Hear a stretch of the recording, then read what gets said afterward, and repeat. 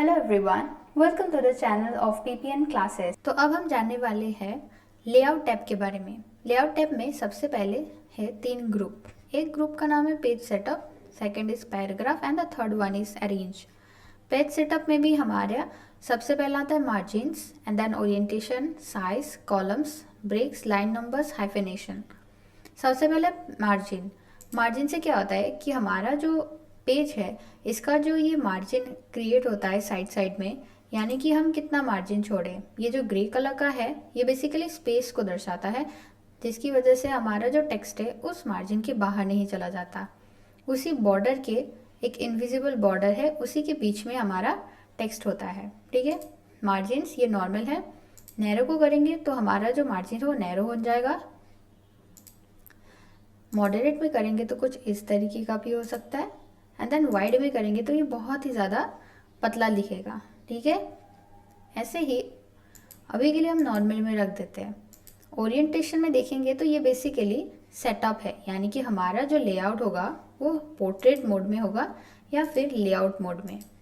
ये देखिए, layout mode में रेक्टेंगल शेप का होता है, एंड देन जो पोर्ट्रेट मोड होता है ये बेसिकली जो A4 साइज शीट होता है वर्टिकली यही होता है। ठीक है, एंड लेंस के मतलब हॉराइजेंटली हमारा टेक्स्ट लिखा होगा ऐसे।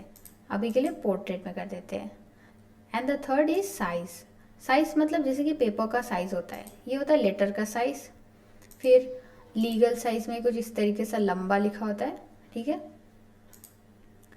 एग्जीक्यूटिव, ये सारे जो साइजेस है अलग अलग कामों में यूज़ किए जाते हैं। नॉर्मली हम जो स्टूडेंट्स होते हैं या फिर हम जब पढ़ाते हैं तब A4 साइज़ का पेपर हम बहुत ज़्यादा यूज़ करते हैं। ठीक है, कोई भी डॉक्यूमेंट्स के लिए A4 size paper is the best size. Now fourth one is columns.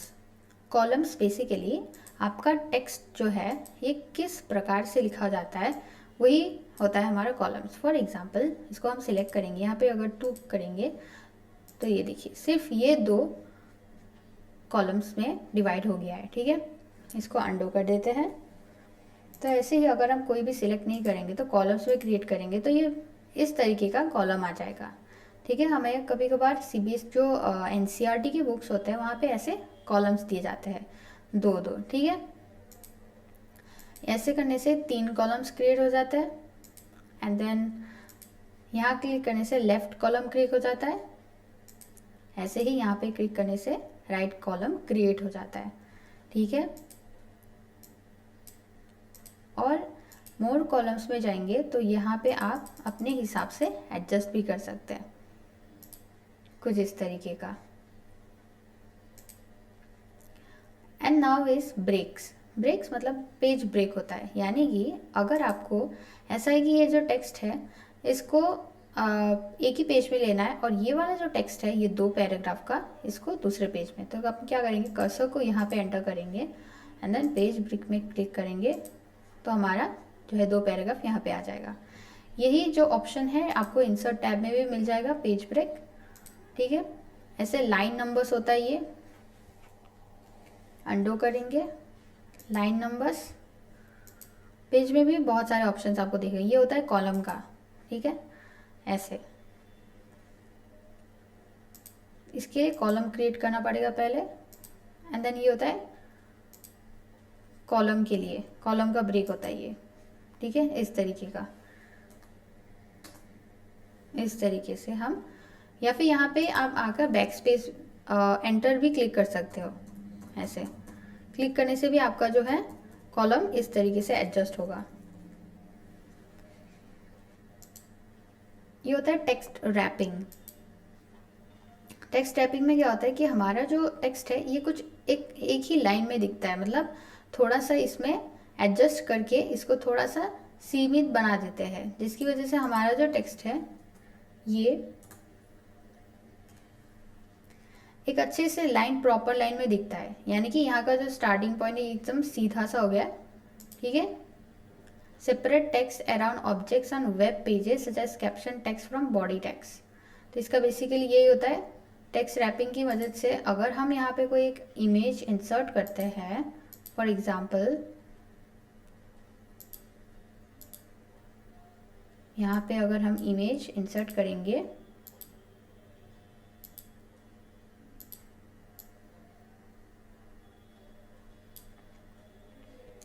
तो लेआउट पे जाकर टेक्स्ट रैपिंग की मदद से क्या होगा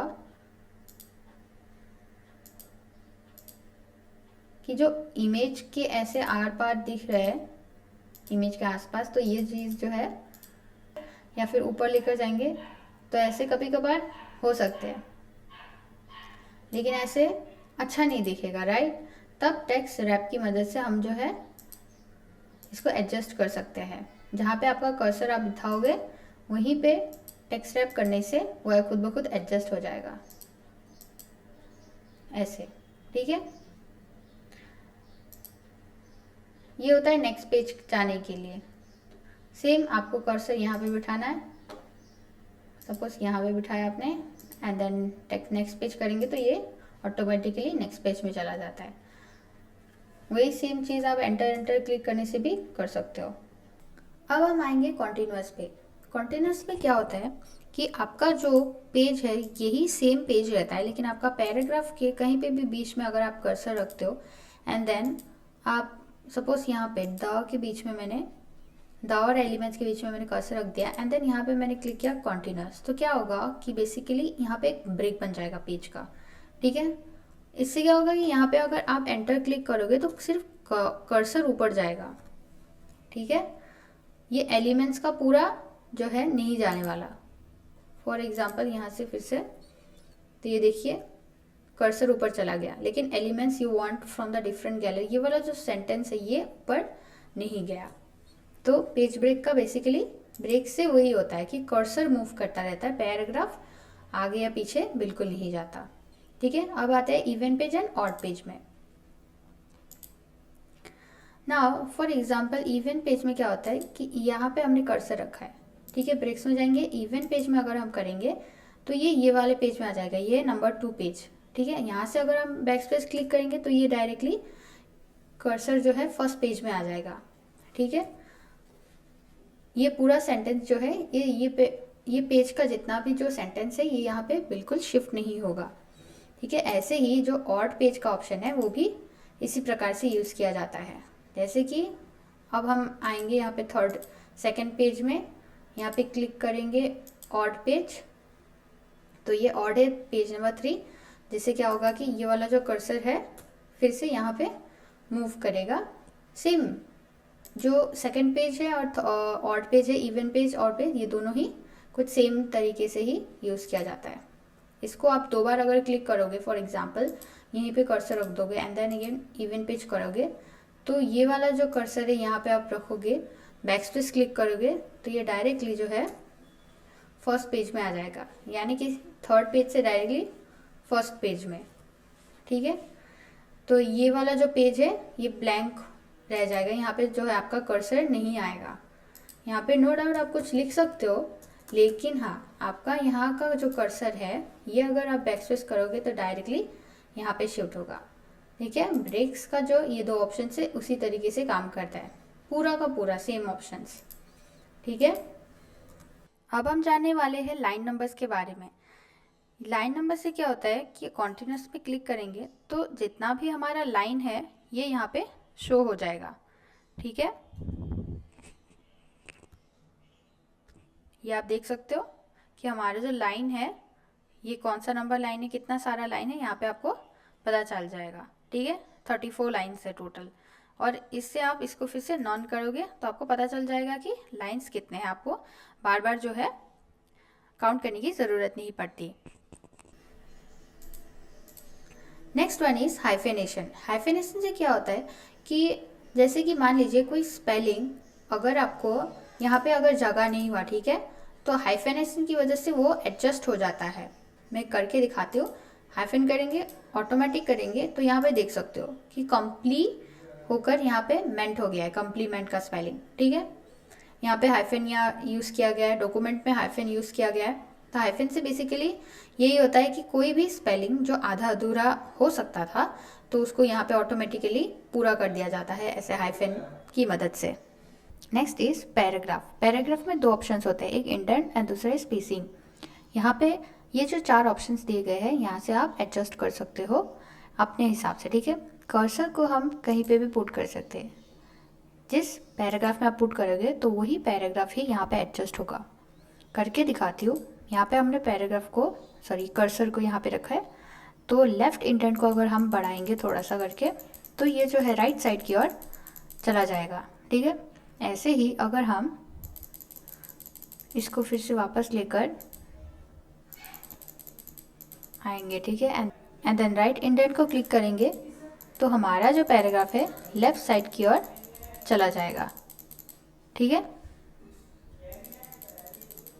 ऐसे ही हमारा सपोज जो पैराग्राफ है यही है। ठीक है, अब इस पैराग्राफ में और इस पैराग्राफ में स्पेसिंग की मदद से हम क्या कर सकते हैं कि स्पेस दे सकते हैं ऐसे।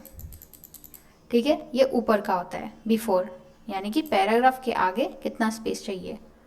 ठीक है, इसको हम फिर से 0 में लाएंगे एंड देन आफ्टर, यानी कि पैराग्राफ के नीचे कितना स्पेस चाहिए होता है। ऐसे आप अपने हिसाब से स्पेस एडजस्ट कर सकते हो। नॉर्मली हम क्या करते हैं कि एंटर क्लिक कर देते हैं, राइट, लेकिन एंटर से क्या होता है कि आपको बार बार जाने की ज़रूरत पड़ती है। तो यहाँ पे आप बेसिकली यहाँ पे भी आप खुद लिख सकते हैं। सपोज आपको चाहिए 80, एंटर, तो यहाँ पे 80 का रेंज में जो है स्पेस आ जाता है।